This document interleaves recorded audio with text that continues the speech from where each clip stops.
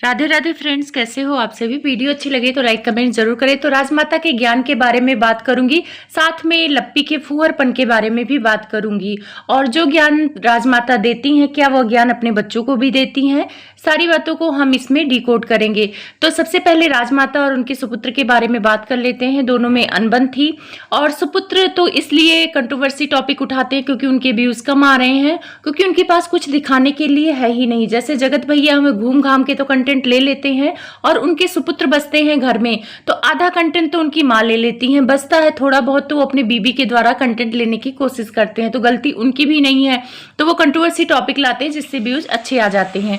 उन्होंने पटना में शिफ्ट होने के लिए कहा और सिर्फ कहा ही, हुए नहीं थे, लेकिन आंटी जी ने हाहाकार मचा दिया कि मैं ऐसा करूंगी, मैं घर शिफ्ट कर दूंगी, मेरे दोनों बच्चे ऐसे होंगे वैसे होंगे। लेकिन एक चीज देखा है आंटी जी में कि बड़े बेटे के लिए इनका नियम कानून अलग है और छोटे बेटे के लिए इनका नियम कानून अलग है।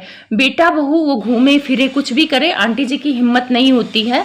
वैसे शुरू में जब ये इनके बेटे की शादी नहीं हुई थी तब उनके साथ उनको टारगेट करती थी, लेकिन अब नहीं करती। जब से इन्होंने अपना चैनल बनाया है तब से टारगेट कम करती हैं। अब आते हैं इनके सुपुत्र के बारे में। तो छोटे सुपुत्र चाहे जितने भी नालायक हो, लेकिन इस टॉपिक पे मैं उनके साथ हूँ। वो बंदा घर में रह के क्या कंटेंट निकालेगा, कुछ निकाल पाएगा? जब उसका जो दिलचस्पी है ब्लॉग बनाने में है, वैसे इनके पास स्कूल है, चाहे तो स्कूल में भी काम कर सकते हैं, अच्छे पैसे कमा सकते हैं। लेकिन इनके पूरे खानदान को नाचने की आदत पड़ गई है और जब पढ़ाने में मेहनत लगती है और ये जो ब्लॉग बनाना होता है, नाचना गाना, इसमें दिलचस्पी ज्यादा हो गई है और थोड़ा आराम भी है और पैसे ज्यादा हैं, तो मेहनत करना नहीं चाहते हैं पूरा परिवार, क्योंकि नाचने गाने की आदत हो गई है। तो वो छोटे सुपुत्र सोच रहे हैं कि पटना में रहूंगा तो कंटेंट मिलेगा, ऐसा वैसा। तो आंटी जी आप उनको क्यों रोक रही हैं? अगर आपका बेटा कमाने के लिए बाहर जाता, गवर्नमेंट जॉब करता, तब भी रोकती कि मेरे साथ नहीं है।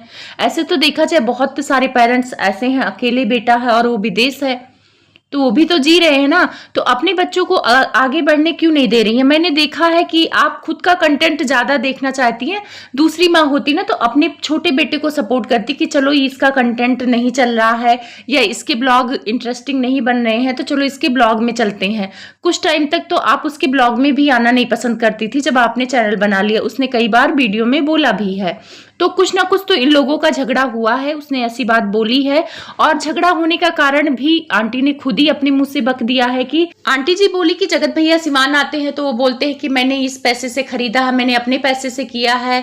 उन्होंने घर भी बना लिया, सब कुछ उन्होंने अपना कर लिया है और ये छोटे सुपुत्र अभी कुछ कर नहीं पाए। तो इनके मन में होता है कि भैया ने सब कुछ कर लिया और मैं कुछ कर नहीं पा रहा हूँ, और ये सब उनका है, मेरा तो है नहीं। और उनके पैसे मेरे पास होते हैं, यानी छोटे सुपुत्र आंटी जी को पैसे दे देते हैं तो उनका पैसा घर में लग जाता है। तो एक बात बोलूं, जगत भैया चालाक है, वो अपना सब कुछ सेट कर लिए हैं और छोटे वाला बेटे को आंटी भी बेवकूफ बना रही हैं, उसके पैसे घर में खर्च करा देती हैं। तो घर में अगर पैसे खर्च होते हैं, कल को अंकल आंटी बंटवारा होगा तो जगत भैया 1 इंच भी नहीं छोड़ेंगे कि अपना हिस्सा उसे दे देंगे। तो उस घर में दोनों का हिस्सा है, लेकिन उसी घर में उसके पैसे लगवा रहे हो आप, उसको भी अपना अलग से घर बनाने दो, करने दो, आगे बढ़ने दो। अब जैसे उसने गाड़ी खरीदी, बहुत अच्छा लग रहा है, तो उसको भी अपने दम पे करने के लिए आंटी आपको मदद करनी चाहिए, ना कि उसका पैर खींचना चाहिए। जगत भाभी, जगत भैया घूम घाम के अपना कंटेंट भी करते हैं, सब कुछ करते हैं, फ्रीडम से कपड़े पहनती हैं, सब कुछ करती हैं। यहाँ तक मैंने देखा है जितना फ्रीडम लप्पी को सिवान में मिलता है उतना छोटी वाली को नहीं मिलता है। वो डरी सहमी रहती है। अभी अपने मायके गई है तो उसकी आवाज में भी बुलंदी है और थोड़ा सा खुल के रहती है, तो वहां पे उसके ब्लॉग रील वगैरह अच्छे आते हैं। यहाँ आंटी जी से थोड़ा वो डरती है और आंटी जी का स्वभाव 2 तरह का है, कैमरे पे कुछ और, कैमरे के पीछे कुछ और। आप लोगों ने देखा होगा जब उसने काली वाला अवतार लिया था, जब आई थी तो आंटी ने उसे टॉन्ट मारा था, तो वहां पे उसको बुरा लगा होगा। लेकिन ये टॉन्ट जगत भाभी को ये नहीं मार पाती हैं, जगत भाभी के आगे पीछे करती हैं। तो आंटी जी जब आप अपनी 2 बहुओं में 2 तरह का करेंगी तो आपके लिए कौन खड़ा होगा?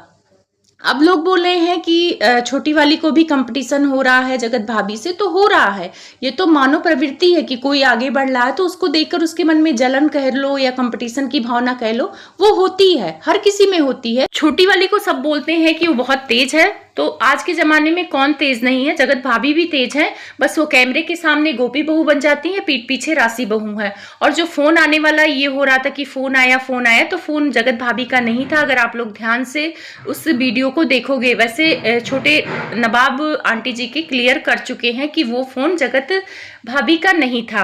अब इस मामले में मैं छोटे नवाब के साथ हूँ कि भाई उनको भी मौका मिलना चाहिए, आपको भी अपना घर बार बनाना चाहिए। भाई किसी का भी सगा नहीं होता है, चाहे कितना भी प्यार हो, भाई अपना हिस्सा अपने भाई को नहीं दे देगा। अंबाला वाले घर में एक कोना क्या, एक तिनका भी आपका भाई आपको नहीं देगा। तो आपको अपने दम पे करना चाहिए। अपना पैसा अपने मम्मी पापा को अब नहीं देना चाहिए, जैसे जगत भैया नहीं देते हैं, अपना अपना करते हैं। आंटी जी ने वो कमरे वाली बात बोली जो जगत भैया बोल रहे थे कि मैं बनवा रहा हूँ कमरा। आंटी जी ने वो बात भी क्लियर कर दी कि जगत भैया ने वो कमरा नहीं बनाया था, आंटी जी ने खुद के पैसों से बनवाया था। लेकिन जगत भैया ने कंटेंट बनाया था एक वीडियो बनाकर कि अब मैं मम्मी के कमरे बनवाऊंगा, और बहुत भर भर के लोग उनको बधाई दे रहे थे कि आप बहुत अच्छा काम कर रहे हो। तो जगत भैया कंटेंट बनाना जानते हैं। तो इनके घर में ना कैमरे पे कुछ और होता है और घर के अंदर कुछ और होता है।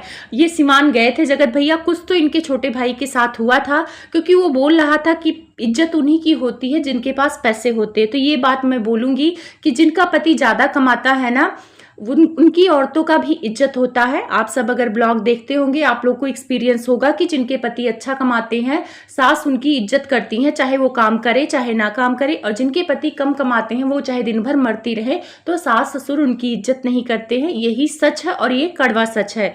तो आप दोनों को अपना करना चाहिए, अपना अलग सब कुछ करना चाहिए, क्योंकि अब सब कोई अलग अलग कर रहा है। और आंटी अंकल जी, आपको बहुओं की अभी जरूरत नहीं है। अब आते हैं आंटी जी के ज्ञान के बारे में। आंटी जी के हाँ किसी की डेथ हो गई है, इनके ब्लड रिलेशन में डेथ हुई है, और आंटी जी बहुत ज्ञान दे रही थी, पूरी स्टोरी सुना रही थी। लेकिन वो ज्ञान आप अपनी बहू को क्यों नहीं दे रही हैं?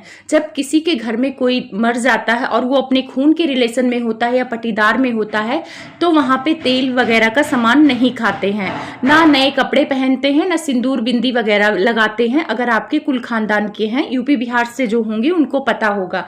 आंटी भी बिहार से हैं, कोई फॉरेन कंट्री से नहीं आई हैं।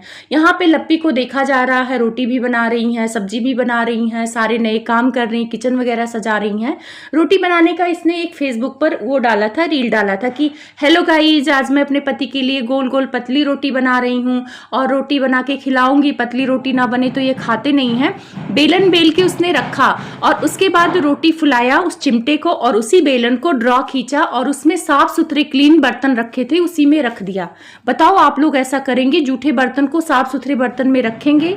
मतलब क्या सिखाया है आंटी जी? वैसे तो आप बोलती हैं कि हम पूजा पाठ वाले हैं, बहुत साफ सफाई रखते हैं। खाक सफाई है। मैंने पहली बार देखा कि जूठा बर्तन ड्रॉ खींच के उसमें पलटे वगैरह बहुत सारी चीजें रखी हुई थी, गिलास वगैरह, उसी के अंदर रख दिया। अब मान लो कोई व्रत हो, कोई साफ सुथरा खाने पीने वाला इंसान आ जाए, उसी में से गिलास निकाल के दे देगी, तो वो तो जूठा ही हुआ ना।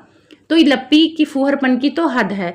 अब आंटी जी एकादशी था, वो एकादशी बहुत ही महत्वपूर्ण था। उस दिन लोग चावल नहीं बनाते हैं और आपकी बहू चिकन बना के खा रही थी। अक्सर देखा है कोई तीज त्योहार होता है तो चिकन बना के खाती हैं।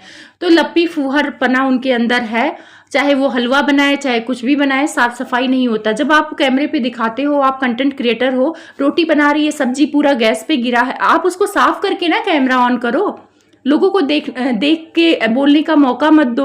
लेकिन लप्पी को तो फिर दूसरी रील आई नाचने गाने वाली, उसमें अच्छे से नाच गा रही हैं, मजे कर रही हैं। तो वही चीज है कि लप्पी का जो दिलचस्पी है वो खाना बनाने में नहीं है, वो जो भी है नाचने गाने में है। तो आंटी जी आप अपने बहुओं को डांस कराइए, खाना बनाने वाली रख दीजिए, पैसे तो कमा ही रही हैं, जिस काम में दिलचस्पी नहीं उस काम को क्यों कराना। आंटी जी क्या आप ज्ञान नहीं दे पाई फोन करके कि तुम लोग छौंकना मत, सब्जी मत छौंकना? इतना ज्यादा तेल डाल के वो सब्जी बना रही थी, आलू भुजिया। तो क्या आंटी जी आपको ज्ञान नहीं है कि अगर आपके ब्लड रिलेशन में कोई भी मरा हो तो दाल बना लेते हैं लेकिन उसको छौंकते नहीं हैं, सब्जी भी ऐसा बनाते हैं, चोखा वगैरह बना के खा लेते हैं, जब तक बाल नहीं बनता है तब तक बराव करते हैं, क्योंकि आपके वो ब्लड रिलेशन में थे। तो ये तो बताना चाहिए था ना। और घर की बड़ी बहू है तो थोड़े तो नियम कानून आप अपनी बहुओं को भी सिखा दीजिए।